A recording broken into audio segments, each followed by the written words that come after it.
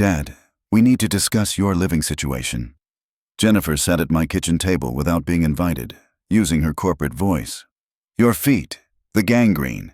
You can't live alone anymore. I stared at her. My feet were fine.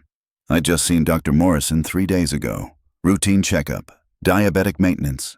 He'd said everything looked good, but Jennifer had papers, medical recommendations, care facility brochures, and she was talking like it was already decided. Before we continue, please subscribe to the channel and write in the comments what time it is where you are now.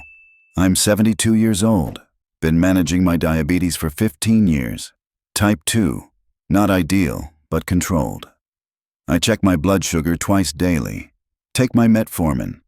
Watch what I eat. See my podiatrist every 3 months because that's what you do when you're diabetic and you want to keep your feet. Jennifer knew this.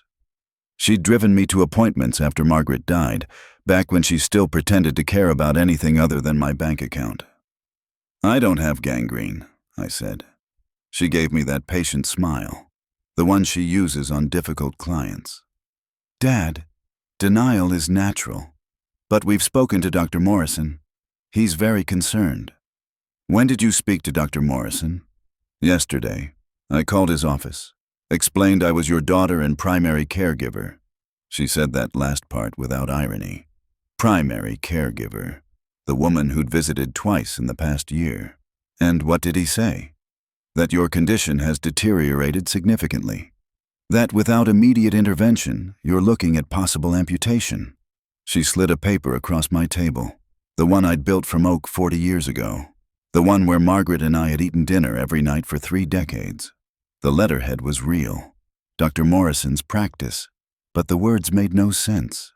Patient presence with advanced tissue necrosis in both feet. Immediate residential care recommended. My feet were fine. I looked down at them, wearing the orthopedic shoes Dr. Morrison had recommended. No pain, no discoloration, no numbness, nothing. This is wrong, I said. Dad, Jennifer's voice dropped into therapy mode. I know this is scary, but Brian and I have found a wonderful facility. They specialize in diabetic care. You'll have 24-hour nursing, physical therapy, proper wound management. I don't have wounds. The doctor says, the doctor didn't write this. I picked up the paper, read it again. The signature was printed, not signed. When was I supposedly examined? Jennifer hesitated. Just a second, but I caught it. Your last appointment, Tuesday. Tuesday, I had a routine checkup. Clean bill of health. He said I was doing great. That's not what his records show. She pulled out her phone, started scrolling. I have the medical notes right here, sent to my email. Multiple areas of concern. Decreased circulation, tissue breakdown, high risk of infection. I sat there, clock ticking. Same clock. That had been on that wall for 28 years. Let me see your phone. She pulled it back. Dad, I don't think... Let me see the email. She set the phone face down on my table. This is exactly why we need to have this conversation. You're becoming combative, irrational. These are signs that you can't safely live independently. Brian walked in then. Her husband. Hadn't even heard him come in. He must have been waiting in the car. How are you doing, Thomas? He had his concerned face on. The one he uses when he's about to tell someone bad news about their portfolio. Brian's a financial advisor. Good at explaining why other people's money isn't theirs anymore. My feet are fine, I said. That's good that you're staying positive. He sat down next to Jennifer, unified front. But we need to be realistic. The medical evidence is clear. What medical evidence? A letter that doesn't make sense and an email I'm not allowed to read? Jennifer's jaw tightened. Dad, we're trying to help you. This facility is very expensive. Most people can't afford this level of care, but Brian and I are willing to help with the costs. There it was. The thing that had been bothering me since she walked in. How much? The facility costs about $6,000 a month, plus medical expenses. Probably $8,000 total. And you're offering to pay this? We're offering to help arrange it. Brian leaned forward. Obviously, we'd need to discuss the financial logistics. You're sitting on significant home equity, $340,000 based on recent comps.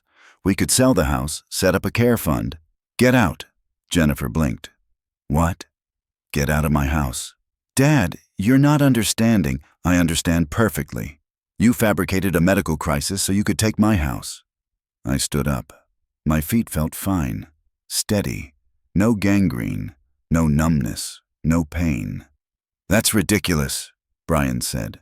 But his face had gone red. We're concerned about your welfare. You called my doctor's office, pretended to be my caregiver, and somehow got them to send you medical information. Then you either altered it or made something up entirely. I walked to the door, opened it. Get out. Dad, please. Jennifer stayed seated. You're clearly not thinking rationally. This is exactly the kind of behavior that worries us. Maybe we should call Dr. Morrison together. Right now. Get this cleared up. Fine. Call him. She looked at Brian. Brian looked at his watch.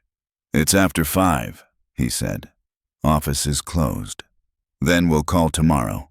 9 a.m. All 3 of us. And I want to see that email. The real one. Not whatever you typed up. Jennifer stood slowly, smoothed her skirt. Dad, I'm sorry you're taking this attitude. But the medical facts don't change just because you don't like them. We're going to move forward with the care arrangements for your own safety. With what? You can't put me in a facility. I'm competent, I'm healthy, and you sure as hell can't sell my house. Brian stood too, put his hand on Jennifer's back, guiding her toward the door. We'll give you some time to process this. But Thomas, you need to understand, we have documentation, medical recommendations. If necessary, we can pursue guardianship. We don't want to, but we will if you force us to. They left. I locked the door behind them, deadbolt and chain. Then I went to my bedroom, took off my shoes, examined my feet. Pink, healthy, normal. A few calluses, some dry skin. Nothing that looked remotely like gangrene.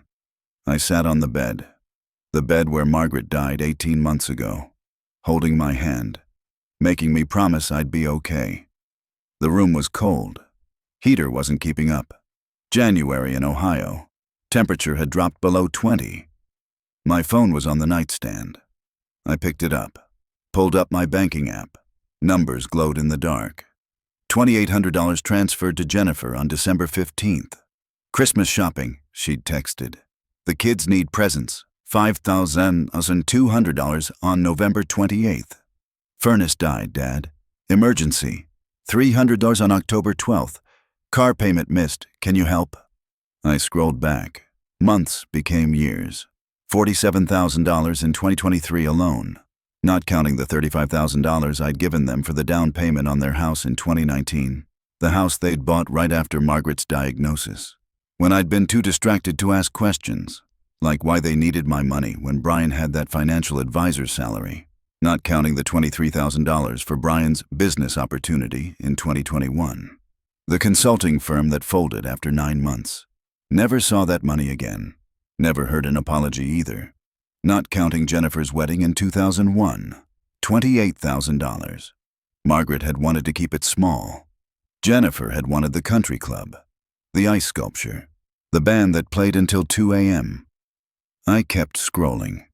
The twins' medical bills when they were born, $8,000. Their insurance had covered most of it. Jennifer said there were complications. I never asked questions, just transferred the money. The car in 2020, $31,000 for a BMW. Brian's old Honda was unreliable. I'd said that was too much. Jennifer cried, said she thought I wanted them to be happy, that Mom would have wanted to help, so I helped. Summer camp for the twins, $4,600 for both of them. Every year for 5 years. That was $23,000. Dance lessons, hockey equipment, private tutoring, school trips, always the same message. The kids need, always the same response from me. How much? I added it up in my head. Conservative estimate, not counting the small stuff. The grocery runs, the gas money, the "can you spot me until Friday" that became "can you spot me until next month" that became never mentioned again. $186,000 over 22 years. Margaret used to keep track. Had a notebook, small leather one she kept in her desk drawer. I'd seen her write in it sometimes. Never asked what it was for. After she died, I'd cleaned out the desk, found the notebook, every loan, every gift, every transfer, dated with Jennifer's reason in quotation marks, and in the margin, Margaret's notes. Saw BMW in their driveway next week. Found out camp only cost $800, not $300.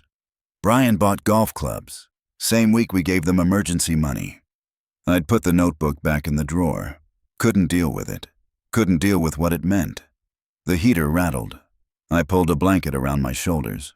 My feet were fine, but apparently they were also gangrenous. Bad enough to require immediate residential care. Bad enough to justify selling my house. The house I'd bought in 1974, $32,000. Margaret had been pregnant with Jennifer. We'd saved for 3 years for the down payment, eaten cheaply, skipped vacations, put every extra dollar away. I'd worked at the Ford plant for 38 years, assembly line first, then quality control, then supervisor, retired with a decent pension and a paid-off mortgage. Margaret had worked at the library, 26 years before the budget cuts. We'd raised Jennifer here, built the deck ourselves in 1989, refinished the basement in 1995, replaced the roof in 2003. Every improvement with our own hands and our own money. $340,000, Brian had said. That's what it was worth now. That's what they wanted. I looked at my feet again, wiggled my toes, full sensation, full mobility. In the morning I'd call Dr. Morrison, get copies of my actual medical records, find out what Jennifer had really told him. But first, I opened my laptop. I'm not great with computers, but Margaret had taught me the basics before she got too sick. I logged into my bank account. Full website, not just the app. Found the page for managing transfers and linked accounts. Jennifer was listed. Had been since 2018, when Margaret was in chemo and I needed help paying bills online. Jennifer had set it up. Said it would make things easier. Made it easier for her, apparently. She could see every transaction, every balance, knew exactly how much I had at any moment. I removed her access, changed my password, set up 2-factor authentication with my phone. Then I called the bank's customer service line. Waited on hold for 12 minutes. First National, this is Deborah. How can I help you? I need to put an alert on my account. No one should be able to access it except me. If anyone tries to claim they're my caregiver or power of attorney, I need you to verify that with me directly. Of course, sir. Let me pull up your account. I gave her the information. She typed. Okay, Mr. Wallace. I've added the security note. Is there anything else? Can you tell me if anyone has tried to access my account? Besides me. More typing. There were 2 login attempts yesterday from an IP address in Columbus. The access was denied because the linked account status had recently changed. Columbus, where Jennifer and Brian lived. Thank you, I said. I hung up. Sat in the dark, clock ticking. Then I called my lawyer, Charles. Patterson had handled Margaret's estate. Good man. Careful. Voicemail. Of course. After 6 o'clock. Charles, this is Thomas Wallace. I need to see you tomorrow. First thing, it's urgent. I hung up, made myself dinner. Chicken breast, roasted vegetables, small portion of brown rice. Everything measured, everything tracked. Same dinner I'd been eating 3 times a week for 15 years. My phone buzzed while I was eating. Jennifer. Dad, I'm sorry about earlier. I know this is hard, but I'm really scared for you. Can we talk tomorrow? I set down my fork, stared at the message. No, sorry about lying. No, I made a mistake. Just, this is hard, and I'm scared. Like she was the victim. I didn't respond. Another message came through. The facility has an opening next week. We need to move quickly. I'm sending you the paperwork. Then another. Dad, please, I love you. I'm trying to help. I turned off my phone, ate my dinner, washed my plate, took my evening medications, checked my blood sugar, 118, perfect. Then I went to bed. Same bed where Margaret had made me promise I'd be okay. I wasn't okay, but I was going to be. Morning came cold. Temperature had dropped to 14 degrees. I made coffee. 2 cups out of habit, then poured one back. Some mornings I still did that. Reached for her cup before remembering. My phone had 17 messages when I turned it on. 14 from Jennifer, 2 from Brian, 1 from a number I didn't recognize. 614 area code. Columbus. I listened to that one first. Mr. Wallace, this is Amanda Chen from Shady Grove Care Facility. Your daughter Jennifer has reserved a room for you starting February 1st. We'll need your medical records and insurance information by Friday to complete the intake process. Please, call us back at your earliest convenience. I deleted it. Charles Patterson called at 8:15. Thomas, got your message. What's going on? I told him. All of it. The fake diagnosis, the facility, the house equity, the transfers. He was quiet for a moment. Do you have the letter? The one claiming you have gangrene? Yes. Bring it. And any other documents they gave you.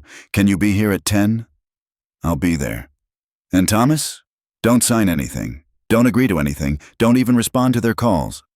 Already didn't. Good man.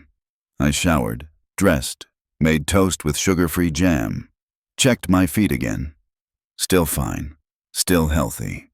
Dr. Morrison's office opened at 9. I called at 9:02. Morrison Podiatry, this is Lisa.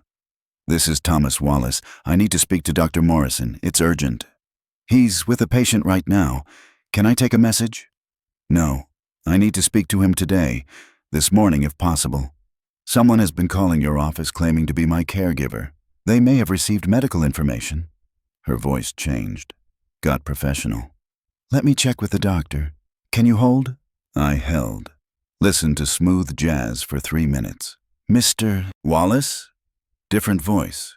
Male. Dr. Morrison. Doctor, did my daughter call your office this week? Yes, Tuesday afternoon. She said she was concerned about your condition, asked about your last visit. What did you tell her? I didn't tell her anything. I told her she needed your written authorization to access your medical records. That's HIPAA protocol. Did you send her any documentation? No, nothing. I explained that I couldn't discuss your care with anyone without your explicit permission. My chest got tight. So, you didn't tell her I have gangrene? Gangrene? Thomas, your feet are fine. You know that. We went over this Tuesday. No neuropathy, no circulation issues, no wounds. You're managing your diabetes beautifully. She has a letter, on your letterhead. Says I have advanced tissue necrosis. Silence. That's falsified, he said. I never wrote that. I never signed that. If she's showing people a document claiming to be from me, that's fraud. Can you put that in writing, that my feet are healthy? I can do better. Come in today. I'll do a complete examination. Document everything, and I'll write a letter stating your current condition. Bring that fake document. I need to see it. When? Noon. I'll fit you in. I drove to Charles Patterson's office. Had to scrape ice off my windshield first. Hands steady. That surprised me. Charles was waiting. Big office, wood paneling, shelves of law books he probably never opened anymore. Everything was online now. Let me see what they gave you. I handed him the letter. He read it. His jaw tightened. This is poorly done, he said. The letterhead is real, but the formatting is wrong. The signature isn't real, and the language is off. No doctor writes like this. Dr. Morrison confirmed it's fake. He never examined me for this, never told Jennifer anything about my health. Good. That's fraud. Clear cut. He set down the letter. Tell me about the facility. She made a reservation. They called me this morning. Want my medical records by Friday. Don't send them anything. Don't return their calls. He pulled out a legal pad. Started writing. I'm going to draft a cease and desist letter to Jennifer and Brian. They're to stop claiming you have medical issues you don't have. Stop pressuring you into residential care. Stop accessing your financial information. Can they try for guardianship? Brian mentioned that. They can try. They'll lose.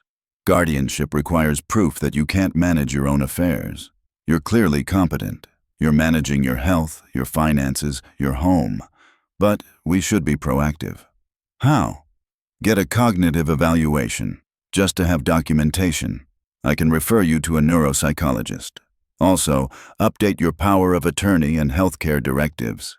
Make it explicit who you do and don't want making decisions if you're ever incapacitated. It's Jennifer now. Margaret and I set that up in 2008. We'll change it. Who do you trust? I thought about it. My brother lived in Arizona. We talked twice a year. No close friends left. Margaret had been my person. I don't know, I said. Think about it. Could be a professional, a fiduciary, someone with no financial interest in your estate. He made more notes. Also, I want you to document every financial transaction with Jennifer, every transfer, every request. Create a timeline. I have it, in my bank app. Print it out, we might need it. I left his office at 11. Drove to Dr. Morrison's. The exam room was cold. I took off my shoes and socks. Dr. Morrison examined both feet, pressed on them, checked the skin, tested sensation with a small wire tool, checked my circulation with a Doppler ultrasound. Perfect, he said. No signs of neuropathy. No wounds, no discoloration. Circulation is excellent. Your skin is healthy. You're doing everything right. Can you document this? Already am. I'm writing a detailed note in your chart with today's date, and I'll print you a letter. He typed while I sat there, then printed 2 pages. One for you, one for your lawyer. He handed them to me. Thomas, I have to ask, what's going on? Why would your daughter fabricate something like this? She wants to sell my house. He nodded slowly. I see this sometimes. Adult children who think they're entitled to their parents' assets. It's financial abuse. You should report this. To who? Adult Protective Services. Maybe the police. Creating fake medical documents is fraud. Using them to try to force you into a facility is exploitation. I'll talk to my lawyer. I drove home, hands still steady. That was good. Jennifer's car was in my driveway. She was sitting on my porch, coat pulled tight, breath visible in the cold. I got out of my truck. She stood up. Dad, we need to talk. No, we don't. Please, I'm worried about you. You're not responding to my messages. You've locked me out of your bank account. This isn't like you. I walked past her to my door, unlocked it. She followed me in. Dad, stop. Just talk to me. I turned around. She was in my living room now. Same living room where she'd played as a kid, where Margaret had taught her to read, where we'd celebrated her college acceptance. I don't have gangrene, I said. The doctor said, I just came from Dr. Morrison. He examined me, confirmed that my feet are fine. He also confirmed that he never told you otherwise, that you called his office and he refused to give you any information. Her face went pale. Dad, You fabricated a medical crisis. You created a fake letter on his letterhead. You made a reservation at a care facility. You told me you had medical records that don't exist. I was trying to help. You were trying to get my house. She stared at me. That's not true. $340,000 in equity. Brian said so himself. Sell the house. Set up a care fund. Except the fund wouldn't be for my care, would it? Dad, you're being paranoid. $186,000.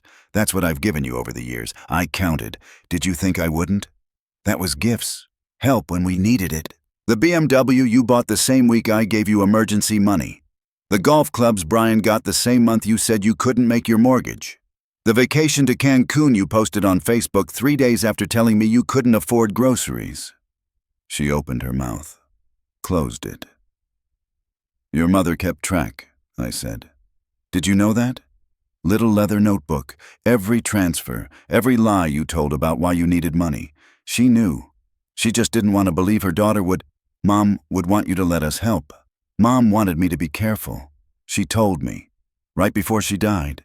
Said to watch my money. Said people change when there's inheritance involved. Jennifer's eyes filled with tears. How can you say that? I'm your daughter. I love you. Everything I've done. Get out. Dad, get out of my house and don't come back.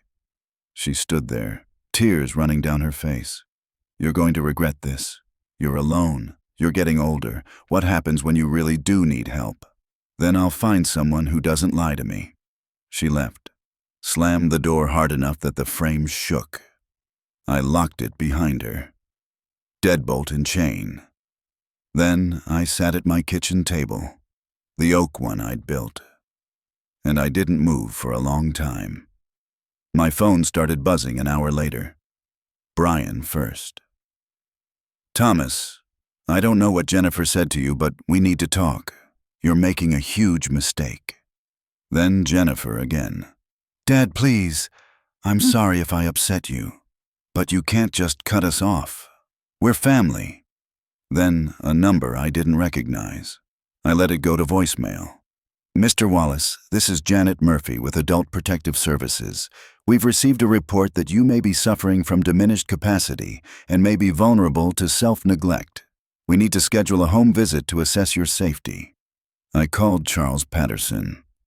They called APS, I said. Expected. Don't worry. You're going to pass any evaluation they want to do.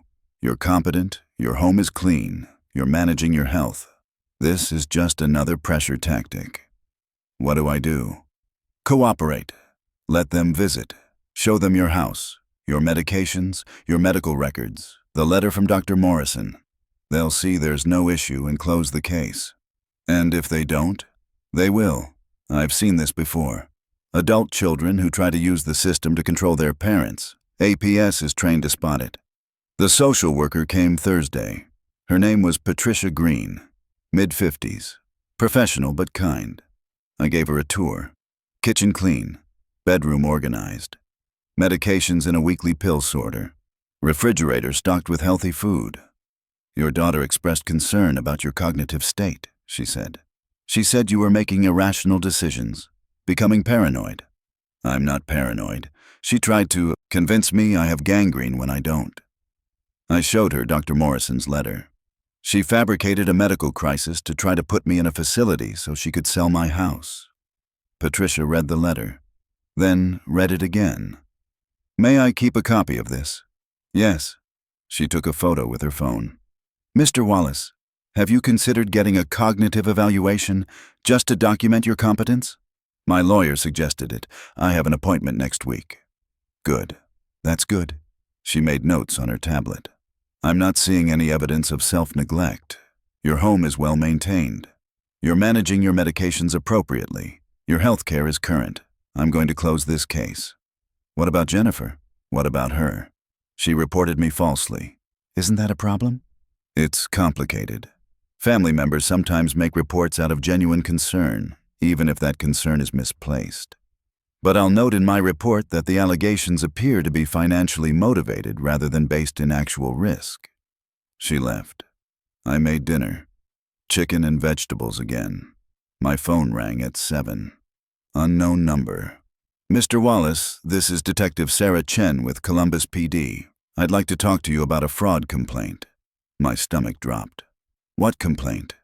Your daughter reported that someone may have stolen your identity and created fake medical documents in your name. She's concerned that you've been targeted by a scam. I almost laughed. Almost. Detective, my daughter is the one who created fake medical documents. She created a fraudulent letter from my podiatrist claiming I have gangrene. She did this to try to force me into a care facility so she could access my home equity. Silence on the other end. Do you have evidence of this? I have the fake letter. I have a statement from my doctor that he never wrote it. I have documentation of my actual medical condition, and I have a lawyer who can provide you with all of it. I'd like to see that evidence. Call my lawyer, Charles Patterson. I gave her the number. She called back 2 hours later. Mr. Wallace, I've reviewed the materials your lawyer sent. I'm closing your daughter's complaint, and I'm opening an investigation into possible fraud and elder exploitation. What does that mean? It means we're going to look into whether your daughter committed crimes when she created that fake medical document and tried to use it to gain control of your assets. I'll be in touch. Jennifer called 17 times that night. I didn't answer. She showed up Friday morning, with her kids, the twins, Mason and Lily, 10 years old now. I opened the door. They were on my porch. The kids looked cold.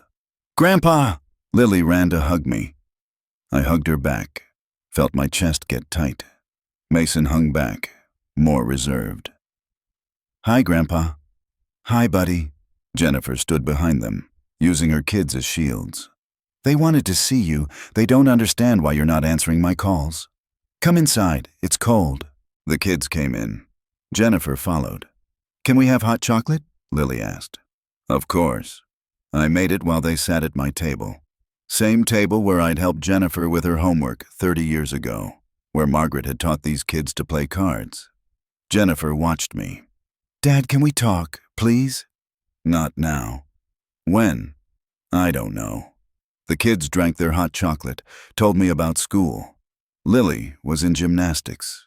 Mason played basketball. Normal kid stuff. Jennifer's phone rang. She looked at it. Face went white. "I need to take this." She went into the living room. I could hear her voice. "Yes, this is Jennifer." "What?" "No, that's not. I was trying to help him. He's confused." She came back, grabbed her coat. "We need to go, now." "But Mom," Lily started. "Now." They left. The kids looked back at me through the car window. I waved. Charles called an hour later. The police contacted Jennifer, told her they're investigating. She's apparently hired a lawyer. Good. "Thomas, I need to prepare you. This is going to get worse before it gets better. She's going to fight back, probably try to discredit you, paint you as confused or incompetent. Let her try. I have evidence. Evidence isn't always enough. She's your daughter. Some people will side with her just because of that. They'll assume she has good intentions. She doesn't. I know, but perception matters." He was right. The Facebook post went up Sunday evening. I didn't see it. Don't have Facebook. But my neighbor Sharon showed me on her phone Monday morning. Jennifer had written 8 paragraphs. How I'd changed since Margaret died. How I'd become paranoid and suspicious. How I was refusing necessary medical care and making dangerous decisions. How she was heartbroken to watch her father decline. How she was trying to respect my independence, but was terrified I'd hurt myself. 342 likes. 127 comments, most of them supportive. "You're such a good daughter. This must be so hard. Praying for your family." A few skeptical. "Sounds like there's another side to this story. My sister did this to our mom when she wanted her house." Sharon looked at me. "Thomas, is this true?"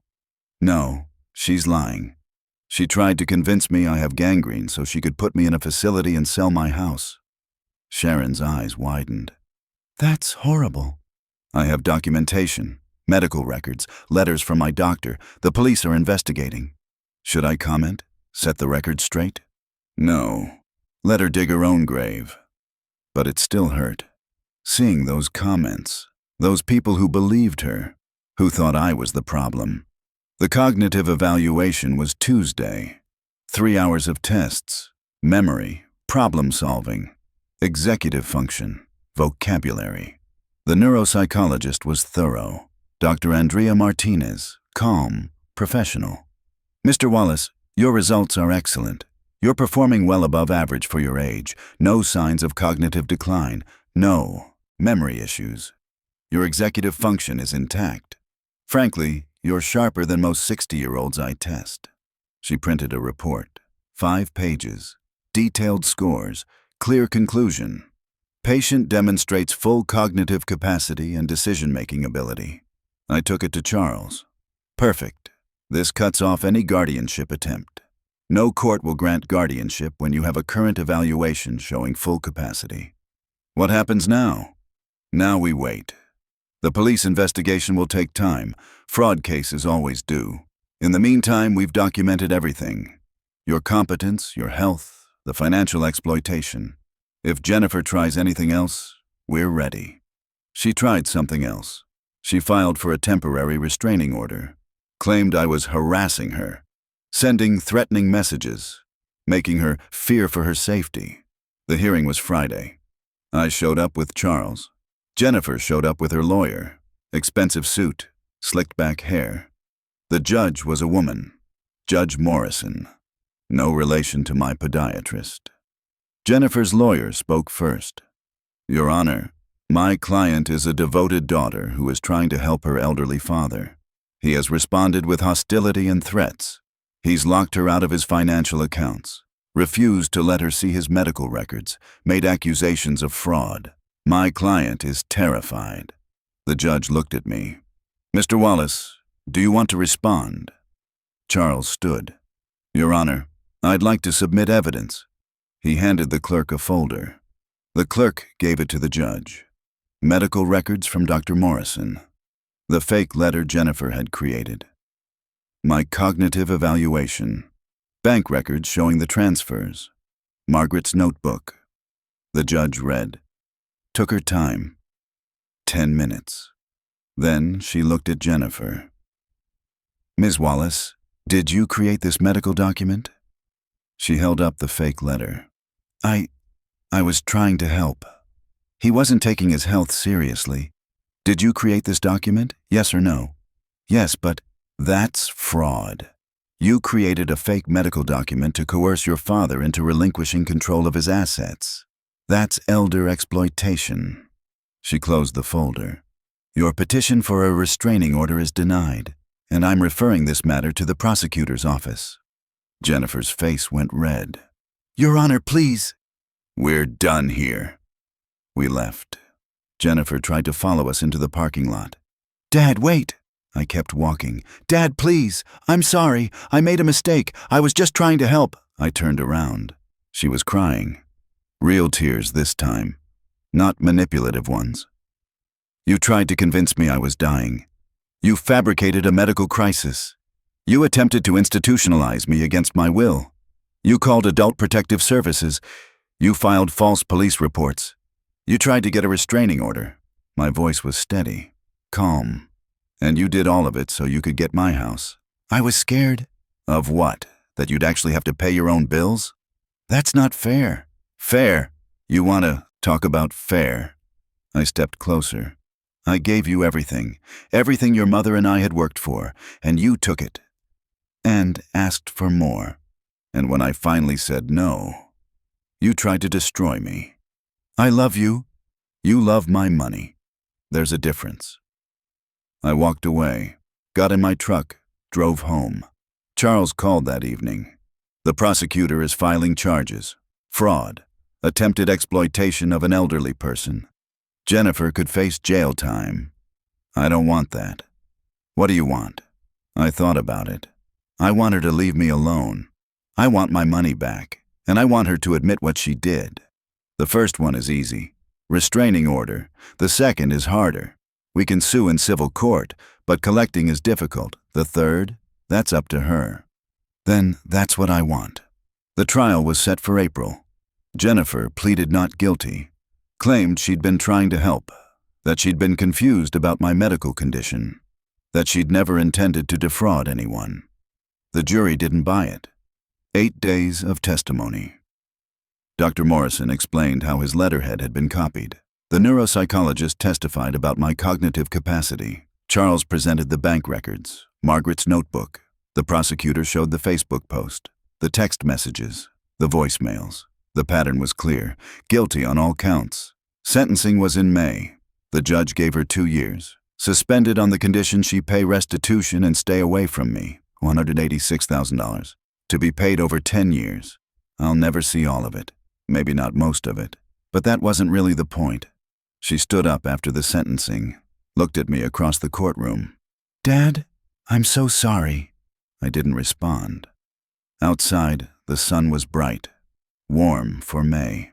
I drove home, made dinner, checked my blood sugar. 112. My feet were fine, still fine. No gangrene, no neuropathy. Just the regular maintenance of being diabetic and 72. I sit at my kitchen table now, the oak one. where Margaret used to read her books, where we raised our daughter, where I learned what family really meant.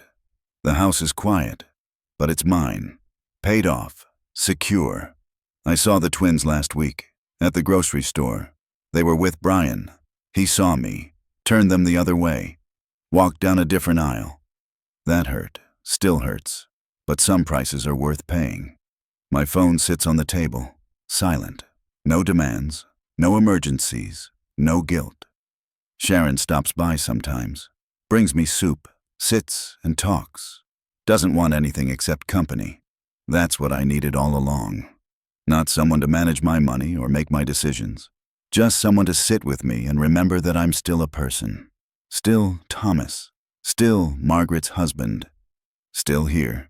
My feet are fine. If you like this story, please like it, subscribe to the channel, and share your impressions in the comments. To listen to more stories, click on the window on the right. Thank you for being with us.